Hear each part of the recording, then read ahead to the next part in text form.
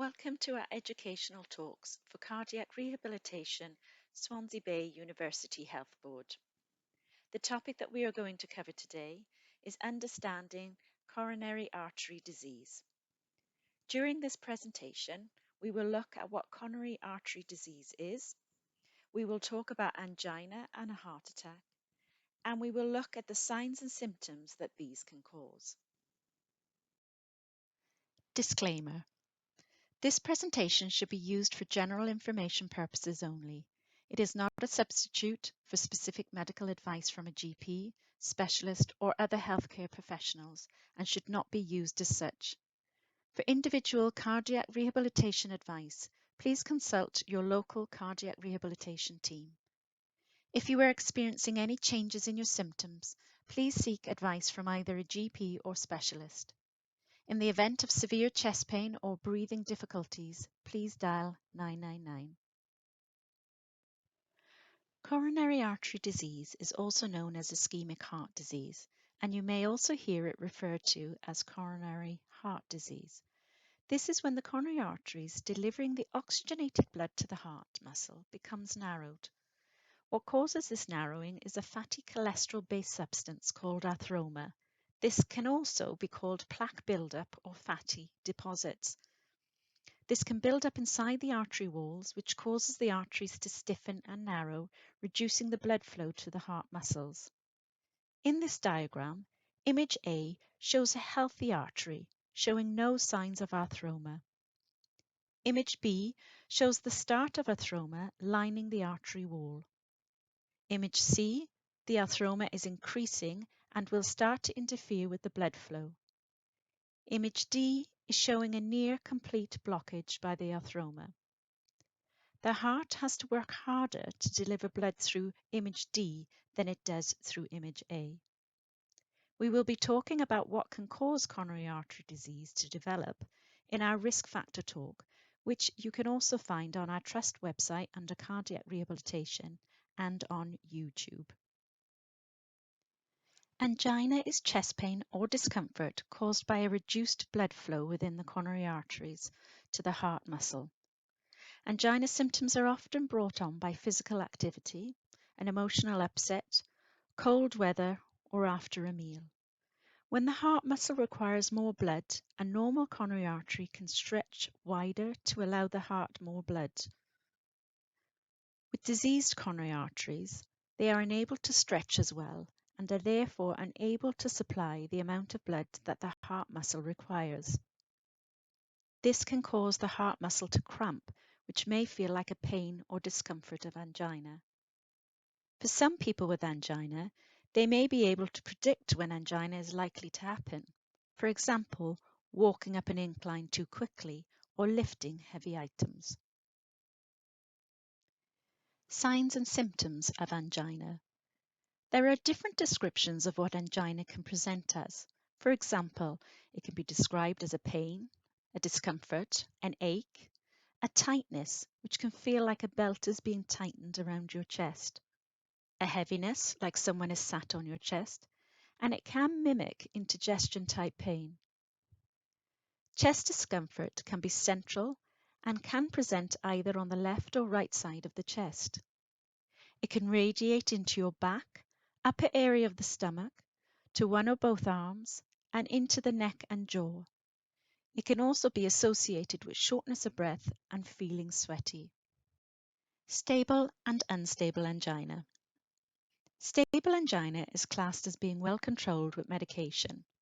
You may experience some angina when carrying out a particular amount of activity, but it resolves quickly with rest and does not become more frequent or more severe.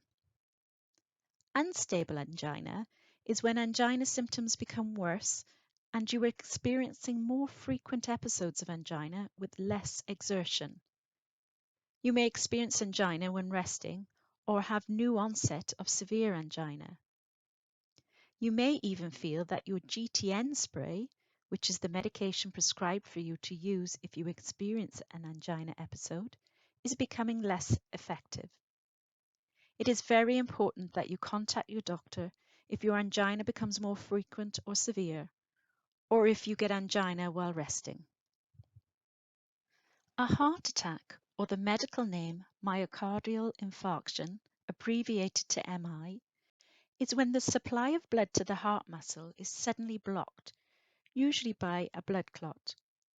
This usually happens when the arthroma in the artery wall, so in diagram 1 the cholesterol plaque, becomes unstable, and as a consequence a piece of the arthroma may break off and a blood clot may form around this area, which you can see in diagram 1.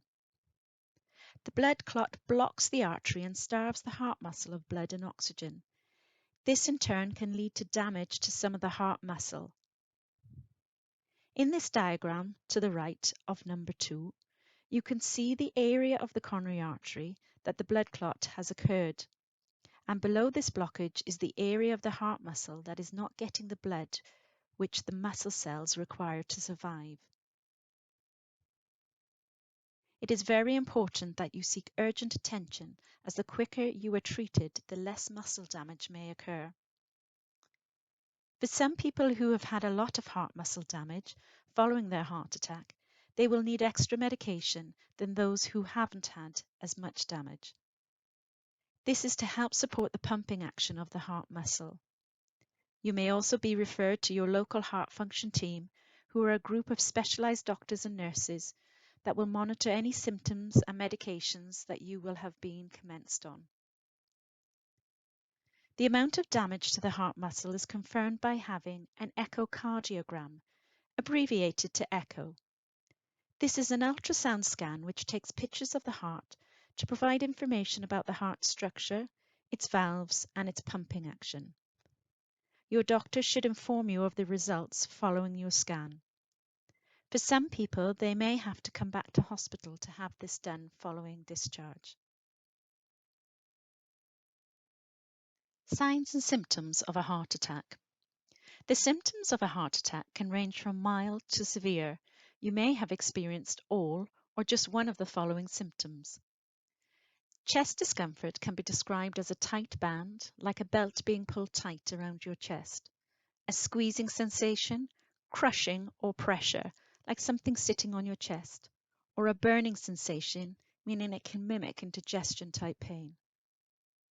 Pain or discomfort may be felt in the neck, jaw or back. You can have pain in one or both arms. It can be associated with shortness of breath, feeling weak, lightheadedness, or faint. You may collapse, but not everyone does. You may feel sweaty, and you may notice a change in the colour of your skin, so looking pale or grey. You may feel nauseous and or vomit, and the pain will not go when using your GTN spray or tablets. A common misconception of experiencing a heart attack is people expect that they must collapse to the ground clasping to their chest for it to be diagnosed as a heart attack. While this is the case for some people, there are a vast majority that don't, and this can sometimes delay people seeking help. Angina versus heart attack. What you will notice is that the signs and symptoms of angina and a heart attack can be similar, and it can be difficult to tell if your pain is a result of angina or a heart attack. So what is the difference? Generally, with angina symptoms, your symptoms usually ease or go away after a few minutes rest, or by taking your prescribed medication, such as your glycerine trinitrate, which is abbreviated to GTN. Now, this can come in a spray or a tablet form.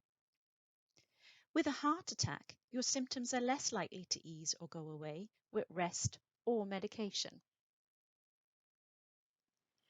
Treatments for coronary artery disease are angioplasty with stent and or balloon, coronary artery bypass graft, and medication. For more information, please refer to our educational talk on treatments for coronary artery disease. Following your heart event, you should be referred to the cardiac rehab team and receive a telephone contact post-discharge from them. This service offers exercise, health education, and well-being support. The aim is to help you recover and resume a normal life as soon as possible. Research has shown it can reduce the risk of having another heart event and help you address any risk factors that are linked to coronary heart disease that you might have. If you have not heard from your local cardiac rehabilitation team following a recent cardiac event, please ring your main hospital switchboard and ask to be put through to the cardiac rehabilitation team. It may be that they have your referral and haven't been able to contact you just yet. It may be that you were not referred to them due to an oversight, or for some areas they may not be funded to see certain diagnoses. Most cardiac rehabilitation teams are made up of a number of professionals, and each area may differ from another. The disciplines can range from nurses, physiotherapists, physio assistants, exercise instructors, occupational therapists, OT assistants, psychologists, and receptionists. If you wish to do some further reading or find out what other educational material is available, please refer to the following websites. Thank you for watching. Any questions, please contact your local cardiac rehabilitation team.